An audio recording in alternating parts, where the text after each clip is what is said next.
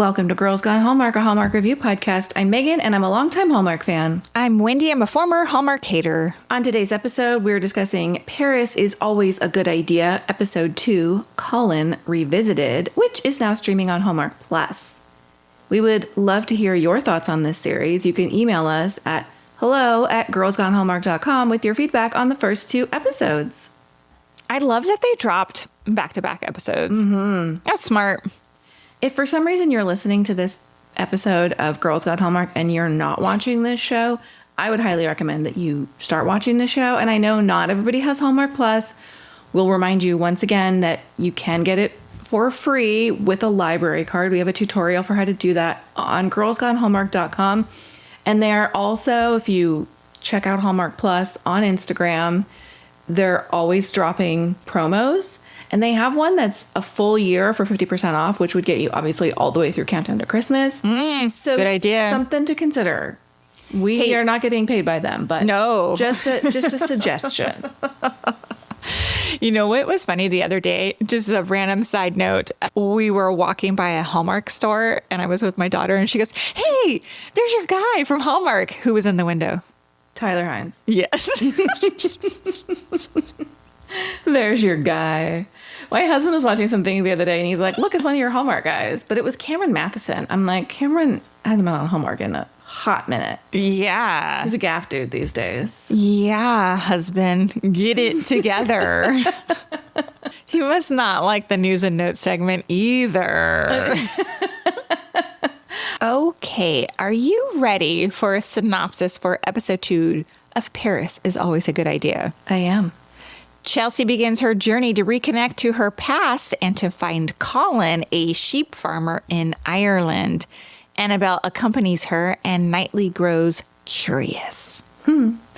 Lacey Chabert stars as Chelsea. No introduction needed, obviously.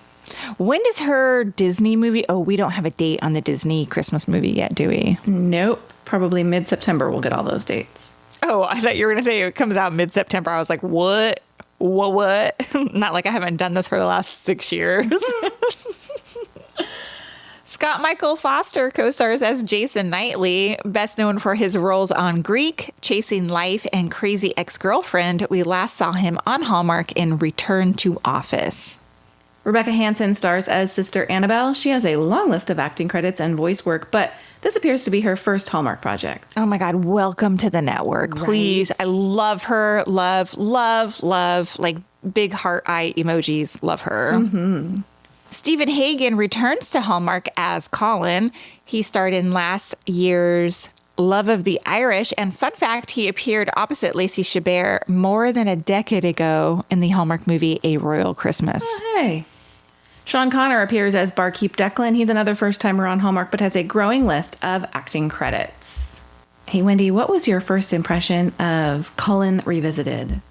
Turns out the one who got away got married.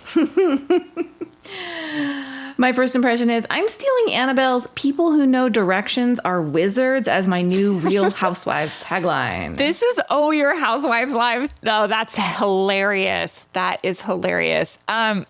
That's why I love Annabelle. They give her some really great lines. Yeah. Love her. Love her. Remind the listeners how our episodes for this show are a little bit different than our movie reviews. For this show, much like The Way Home, if you're a listener of those episodes, we're going to run down the major plot points in this episode, discuss our thoughts on them, some predictions.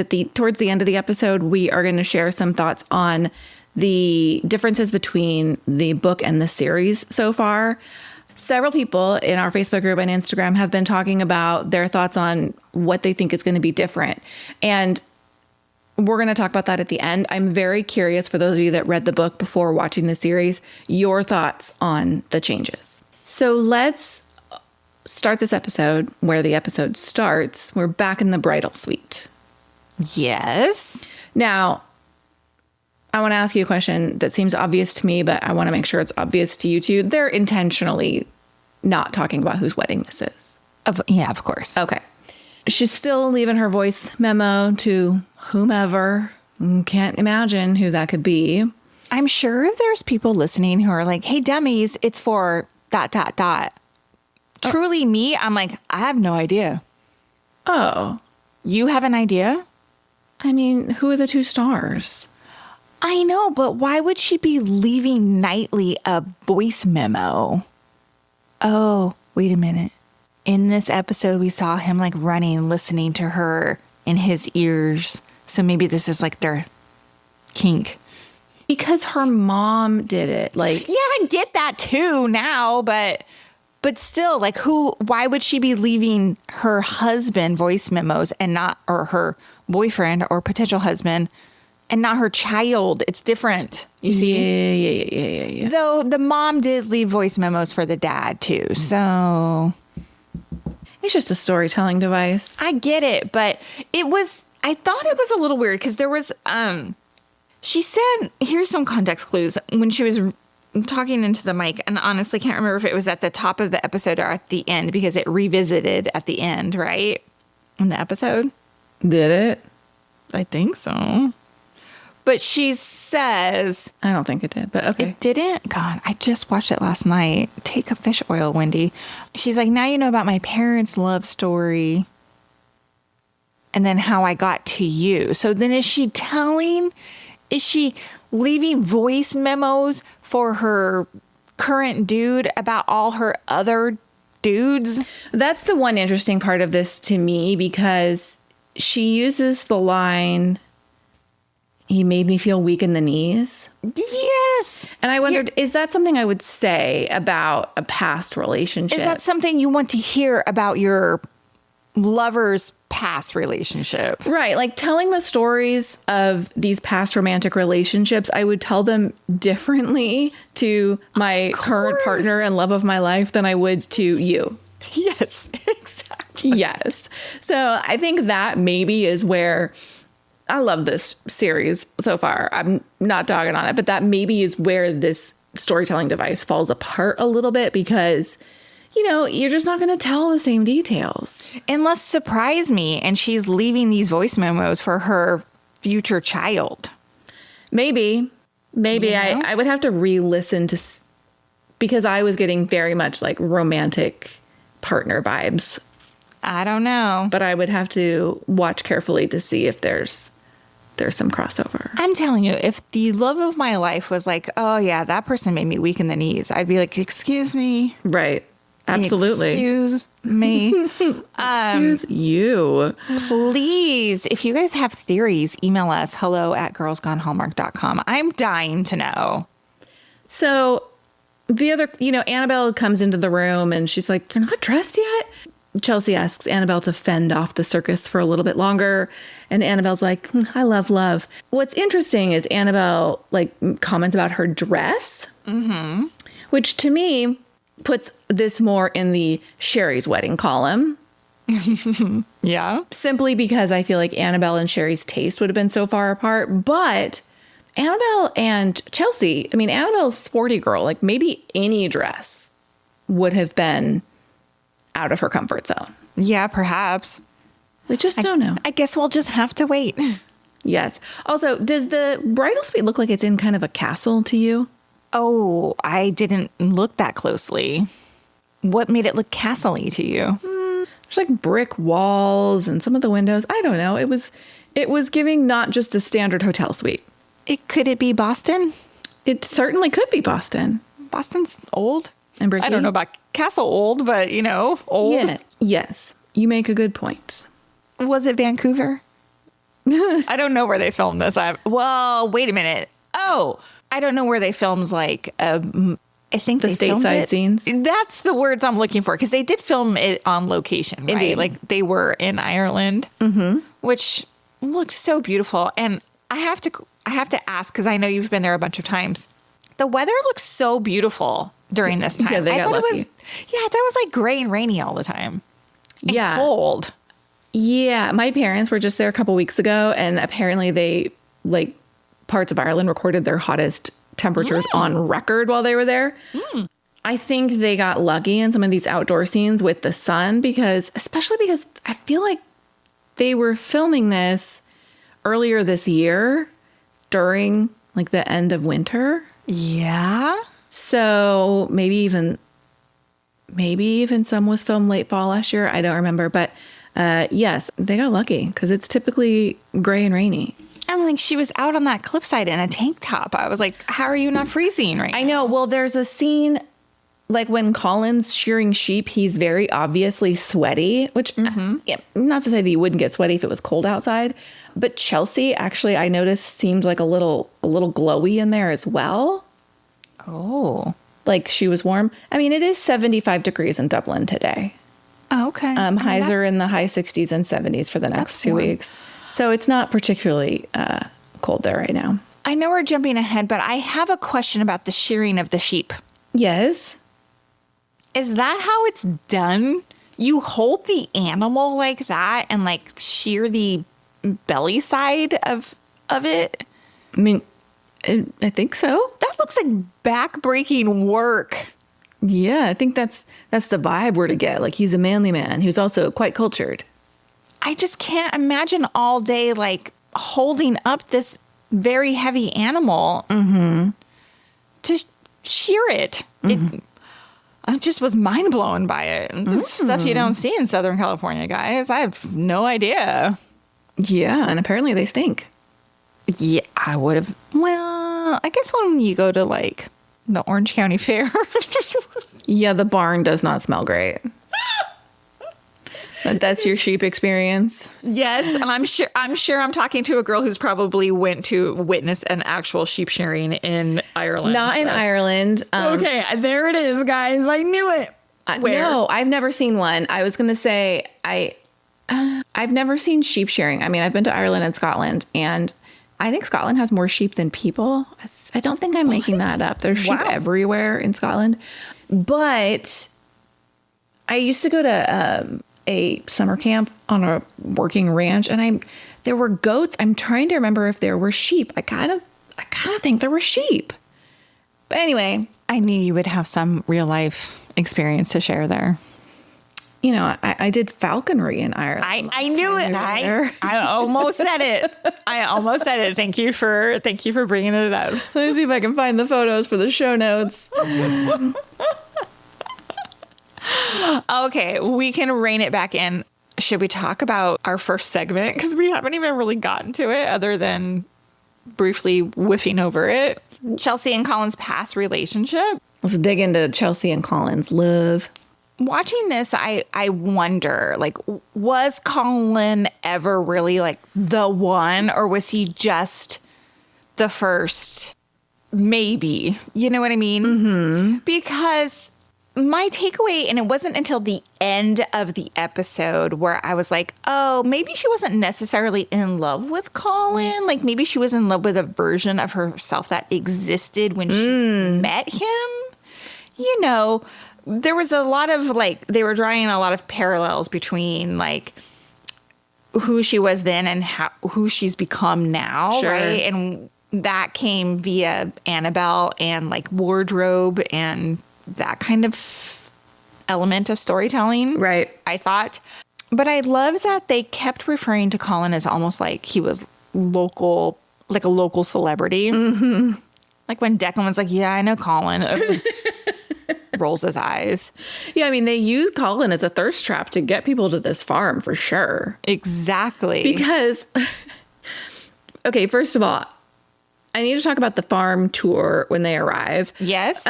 There's the couple, the two men. When Colin arrives, they like look at each other and they're like almost cheering a little bit when he shows up. Like, this is what we've been waiting for. This show is definitely doing the most it can within the Hallmark restraints, I think. And I appreciate that. I appreciate it. They're like, look at this hot dude shearing sheep. Yeah, I'm like, does that land on Hallmark Channel? You know what I mean? Or people be like behind their keyboards on IMDb. There's nothing to be offended by. For you and I, we're not offended by it. Maybe. So what they tell us about Colin and Chelsea's relationship, right? Like they fell hard and fast. And Colin was like, I'd marry you right now if you could. I'll prove it to you when you come back. He hand makes her this compass. And, you know, the question is like, is he the guy who just falls this hard? had she come back, because we learn later had she come back, a year later, that would have been devastating, I think. For sure. I think the way that they're making, because Chelsea and Colin are obviously very different. And I think that the way that they're making their relationship work is she's like, oh, the man could shear a sheep, but he read Kierkegaard. And like, don't worry, there was a brain underneath all of that brawn too. But you can see her starting to question a little bit about her life, like if this fits with who she is. See, this is where I think a Hallmark would typically turn Colin into some sort of villain. Yeah. And they don't. No. Which works here because I think as a viewer, you're still kind of like, you're on the ledge. You're like, I don't know. Is he a good guy? Is he a bad guy? Like, is this going to work? How?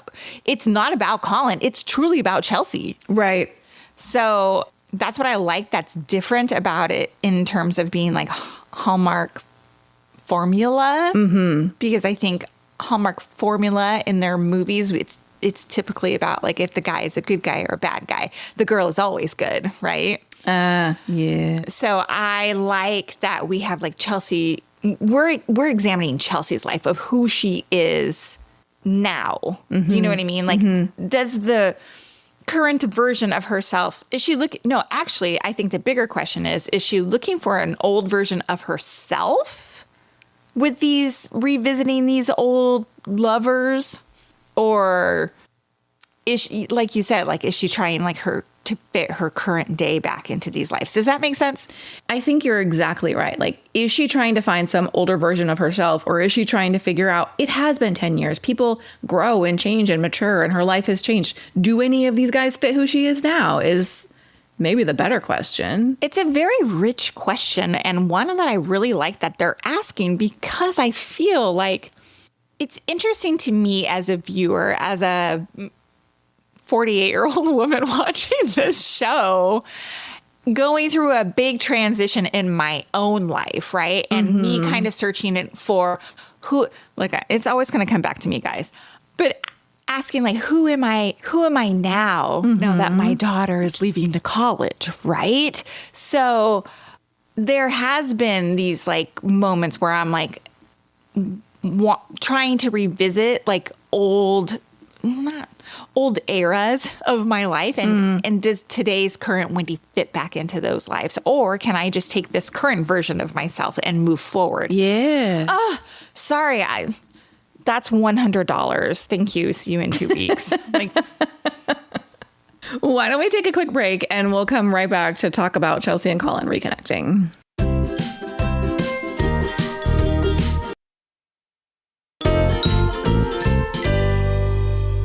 So we're back, and Chelsea and Annabelle have arrived, and Chelsea's worried, like, am I too late? It's been 10 years. Chelsea kind of feels like, looking back, maybe her life has been a little bit on pause for the last 10 years in some regards. Obviously, in many ways, she's made huge advances in her career. Well, and she makes excuses for that too, right? She's like, I'm all, she's not like, I'm all business, but she kind of says, basically, yeah, I'm never not working. You can't fault a person for that, though, right? Like, sometimes we are just faced with choices, especially as women. Like, if you want a career, or do you want, can we have everything? I mean, we can. Look, I mean, or not. It comes down to, nobody's going to be faulting a man for going all in on his career and focusing on doing the most. Right. As much as I love Annabelle, she is kind of giving her sister a hard time, right? I think Annabelle's walking an interesting line, because I loved that when they arrive at the tour, Deirdre recognizes Chelsea, which Chelsea's shocked by. And Deirdre's like, I remember all of my girls. And then she sees Colin walking up, and Chelsea panics. Annabelle really is like, okay, let's get out of here. It's too much. Like, she really meets her where she needs her to be. Yeah. She kind of stops pushing. So I think Annabelle is trying to walk the line of pushing Chelsea forward and then recognizing the moment when, okay, I need to step back and listen to what she's really saying to me. I cannot explain enough that I'm so glad that this is a pivot that they've made from the book. I know we're going to talk about it, but if we just had Chelsea out here alone in Ireland and nobody to spiral with, it would not make it as interesting to watch. It wouldn't be as deep. Right, and we'll talk about it, but it also makes the Knightley story more interesting, having Annabelle's little zingers. Yeah, I think so too. A question for you. The tour guide recognizing Chelsea after 10 years, and like, this is probably the most like unbelievable part of the episode to me. Like, she sees her walk up and then instantly clocks her. I'm like, really? Would that happen? She made that much of an impact? Lacey Chabert has a recognizable face. But she had bangs back then too. She had bangs. I'm telling you, they're like, Lacey, we got to make you look 10 years younger, so we're going to put bangs on you. And by the way, I think that those bang extensions look really good. They look, sometimes they look really horrible. Like a bang wig, you know? Oh, yeah, I think they look great. They look really good. Okay, let's move on. I want to say, you were talking about my visits to Ireland. Kerry looks so familiar to me, this town that they're in.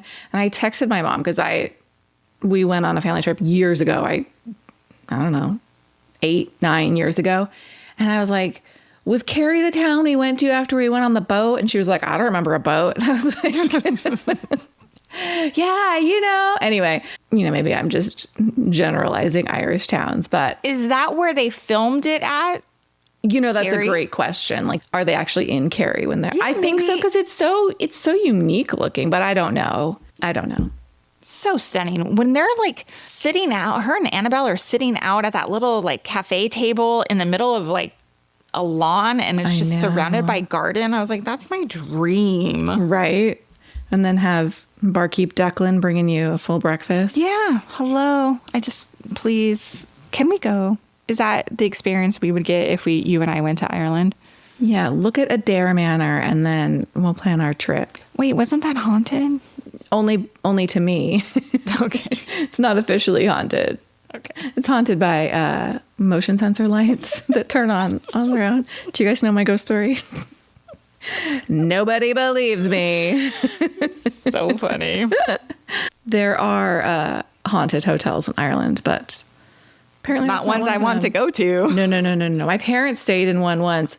No. That's how my stepmom chooses hotels in cities. No. Yes, I would never. No. If I'm ever staying in a hotel that is haunted and I don't know it, don't tell me. So let's talk a little bit more about Annabelle. Okay. Because praise be to Annabelle, she finally gets her out of her uniform. And like, I get it, but I'm like, Chelsea really doesn't have like play clothes. Like, she's still in her like skirt and tank top and heels visiting a farm. She didn't pack anything. I know. I'm kind of. Girlfriend, she flew in that outfit. She flew overseas in that outfit. Okay. Yeah, that's a little bit unbelievable too. But on the other hand, like, she was going to Paris for work, so she probably just only packed work stuff. But yeah, I'm team tennis shoe. So yeah, you don't pack you're going on a work trip and you don't pack a single casual outfit for. Maybe you don't. Like, she has fully Steve Jobs'd her wardrobe. She wears some version of the same outfit every single day because she's comfortable. And I get it.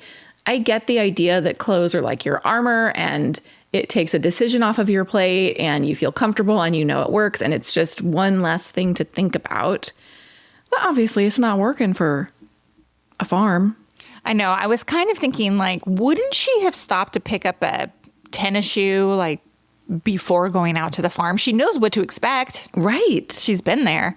But on the other side, I do love like a wardrobe scene. And I was hoping that we were going to get more, like a little try-on situation. Yeah, sure. Yeah, that's just because I'm just a girl, guys. I mean, I like all this stuff. I like how Annabelle is like pushing her, not even like pushing her, because Chelsea just wants to be comfortable, right? She just wants to feel like she feel like herself. Yes. So, I mean, even what she was wearing is like so very much Lacey Chabert. Yes. I mean, it was still very put together, that flannel and black jeans and boots situation. She wasn't in like a sweatshirt and sweat. She wasn't in sweats. Yeah, it reminded me of that movie with her and Brennan Elliott where, like, remember we watched the second one and everybody was like, no, you need to watch the first one. Yes. I can't remember the name of it, but you guys know what I'm talking. In Love. In Love? Is that what it's called? Something like that? Yeah. All right. Valentine in Love, something like that. I can't recall. You're right, because they have that little farm that they're running there. This is when we get the I'm never not working line. I think it tells us a ton about who Chelsea is and how she sees herself. But again, like you said, the visual cues are working hard here because we get like, okay, Chelsea's letting her guard down a little bit, as told to us by the fact that she's in a flannel and flats. I'm comfy. Yeah. A little bit later, as Annabelle and Chelsea are getting ready for Chelsea's date, this is a nice touch. Like Annabelle's doing Chelsea's makeup, which I like because I too am just a girl. And then this was so funny though, right? Where she's like, it stays so light out here. Like, she's like, you're doing a smoky eye on me or a nighttime look or whatever. It just was really funny. The writing is really, really, really great. The dialogue stuff is really great. It's contemporary and it's youthful. Yeah, the fact that Annabelle's like, coworker's blowing up your phone right now. Yeah, loved that. Work, dude. And Annabelle like gently pushes the Sherry conversation a little bit with Chelsea. She says like, Dad won't get engaged without your blessing. And basically, I think you should give it to him. And Chelsea, I think Chelsea's being a little bit unfair towards her father. She's like, I just never thought he would move on. And like, her dad's young. Yeah, I think it would be unfair to expect your parent to live alone for the rest of their life. Just like live with the memory of mom. And she makes a comment like, yeah, mom thought dad was her soulmate too. And I just feel like her mom passing and her dad finding another relationship doesn't negate the relationship he and her mother had. Yeah, not at all. Yeah. Anyway. Yeah. The Sherry stuff makes me sad. And I like that Annabelle is trying to reason with Chelsea about it without going too hard. And then I like on the flip side that Chelsea's like, oh, you're spending time with Sherry, is kind of unsettling to her as well. So double betrayal. Yeah.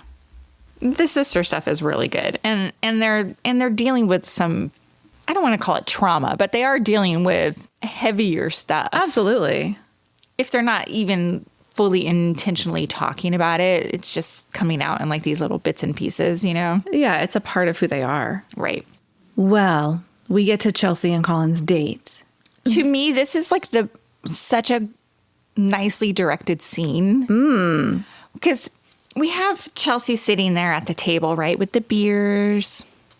And we have Annabelle like kind of watching her and Declan like watching from the bar, basically.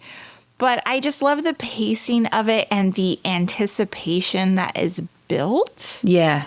With him coming in. And he does come in like he's like a mythical folklore, right? Like there is like an air about him, right? Sure, a little slow motion action. Before it even happened, I had a sinking feeling. I was like, oh God, somebody's going to walk in behind him. And I don't know if it's the way that they shot it. They like left space behind him. And I was like, oh no. And then sure enough, here comes his wife with his kids. In she walks. She's stunningly beautiful, I think. I love so much about this scene. What I love is right before this, Chelsea is talking about like, I don't know how to make his life fit with mine. Like I can remember our relationship, but I can't figure out how to make like, am I meant to live on a farm? Like how is this going to work? And that it's just such a nice setup because I love that Annabelle, as soon as we meet the wife, Aoife, Annabelle's pissed. And Chelsea's like, like kind of is almost, I feel like it's almost a relief to Chelsea a little bit. Maybe. Like it takes the decision away from her. But the look on her face. It's heartbreak. I feel like it's heartbreak in this scene. Well, when she says like, when did you meet? And he says 10 years, 4 months and 23 days. Totally. It's a callback to earlier when he remembers exactly how long ago it was that she left. And of course, in the beginning, we're to think like, oh, she left such an impact on him. And now it totally reframes that moment in her mind to No, he remembers because that's the day he met the actual love of his life. Yeah. But the other thing I love is that she returns from the bar with a glass of wine. She's like, well, forget it. Like, I do not need to play this Irish countryside. Well, that's what's so funny is like, you know, this is like when young people try to fit into something, right? I'm drinking Guinness because I'm trying to fit into this dude's lifestyle where she doesn't really like it. Yes. You know?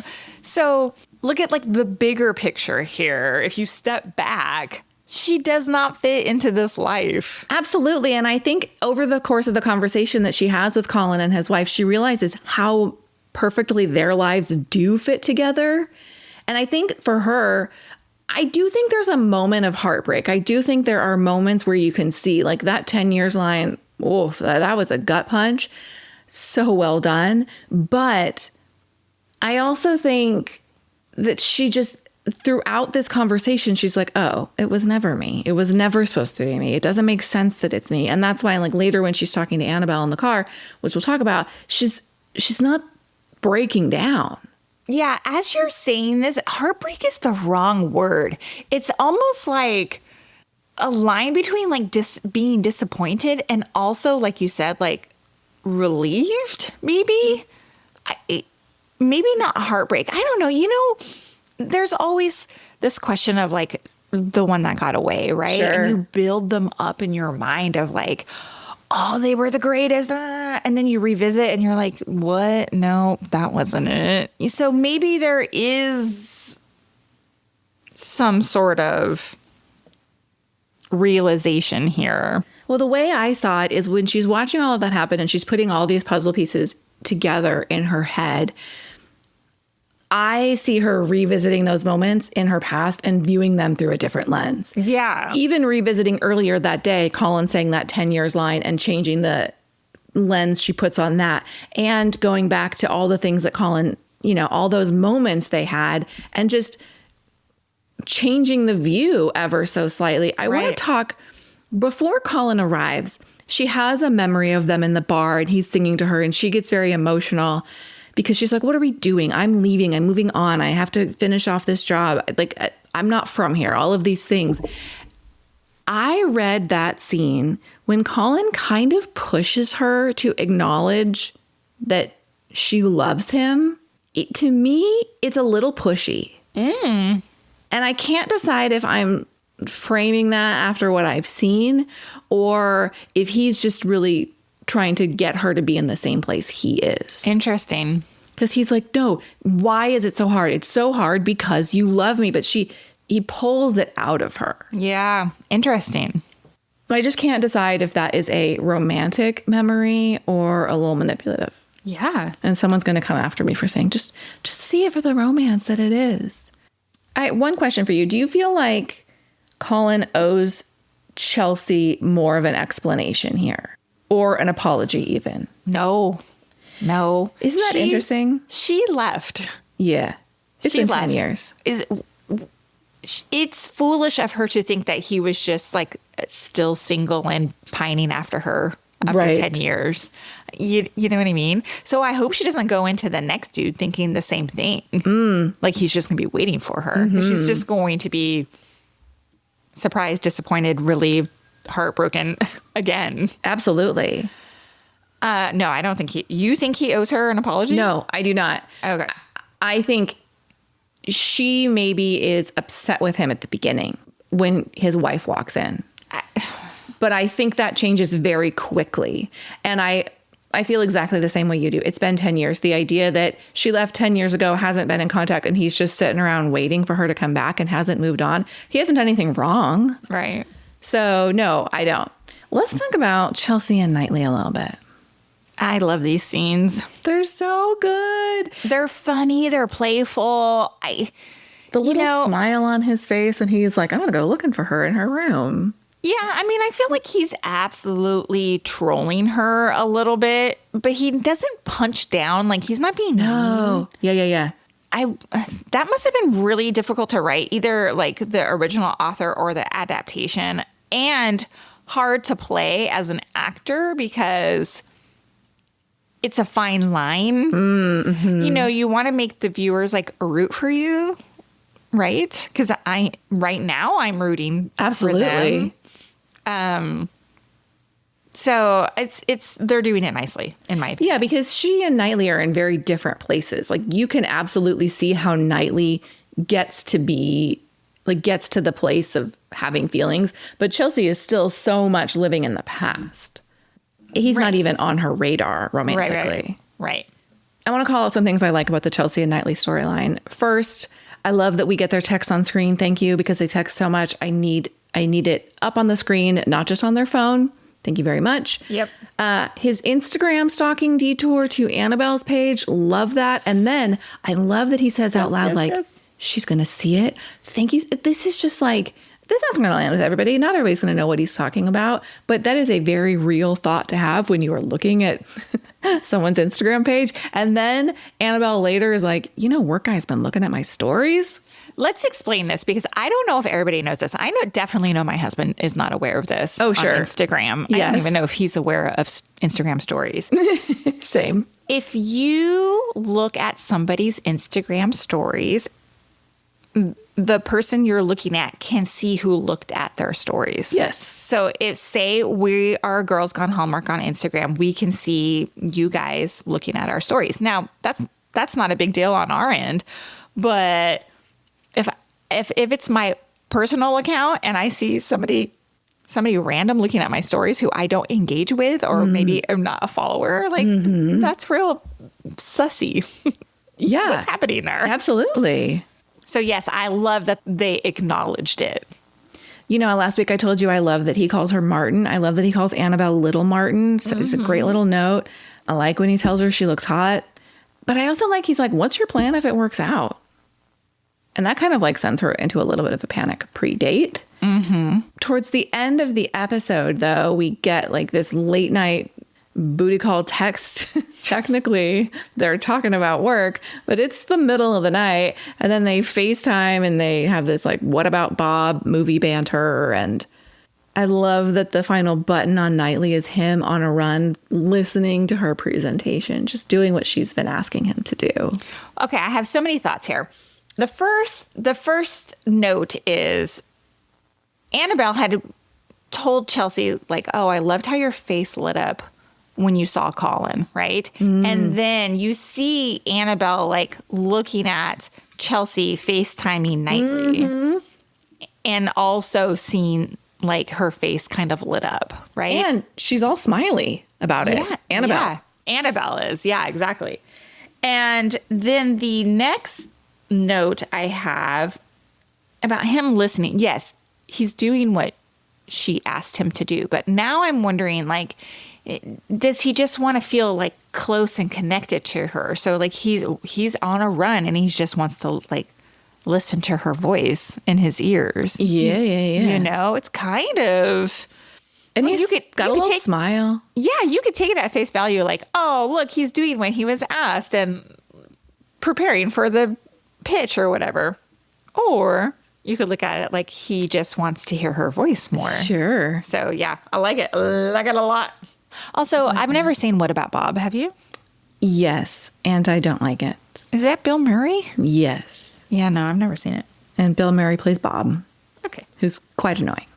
Okay, so we're moving on. Chelsea and Annabelle have a debrief in the car. Love it. This feels very real. Like over dinner, she's like, there was no food in that bar. And Chelsea says she's at peace. Colin's exactly where he's meant to be. I believe her that she feels that way. But Annabelle's like, look, I saw something in you. Please do not close yourself off to the idea of love completely. And Chelsea's like, yeah, let's go. Let's go see Sebastian. And she has already reached out to him and he emails back and he's like, when can I see you? And so they're off to Paris. How far is that travel from like Ireland to Paris? Well, Ireland's an island, so. Well, how'd they get there before? You gotta fly. Okay. I want to talk a little bit about book to movie comparison and also Annabelle and Declan here. Let's do it. Look, I personally feel when we're comparing the book to the series, not the movie, when we're comparing the two, I think the series is faithful to the story that was being told in the book without being faithful to every individual detail. And I really love the changes that we made. Like you said, bringing Annabelle in is so smart. It makes the show so much richer.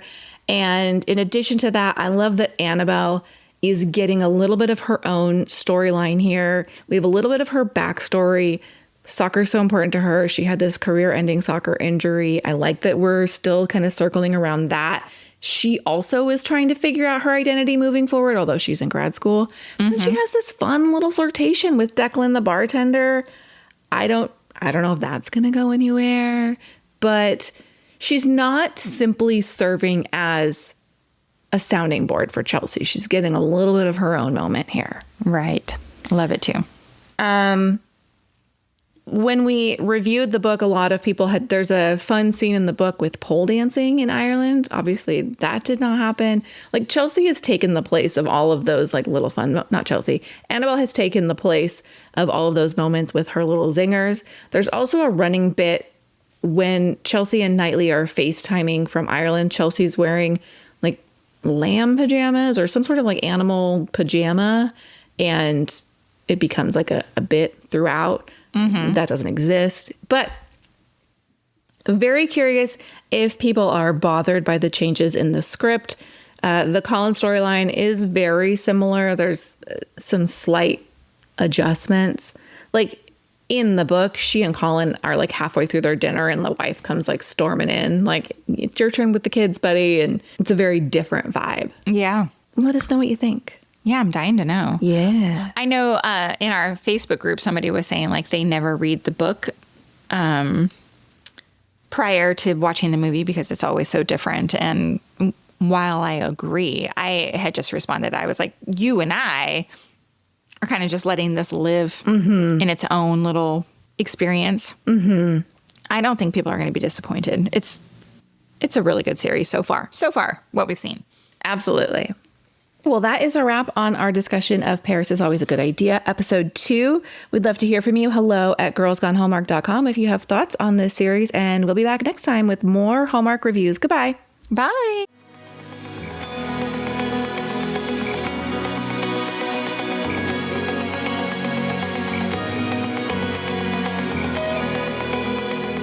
All right, friends, before we go, just a quick heads up.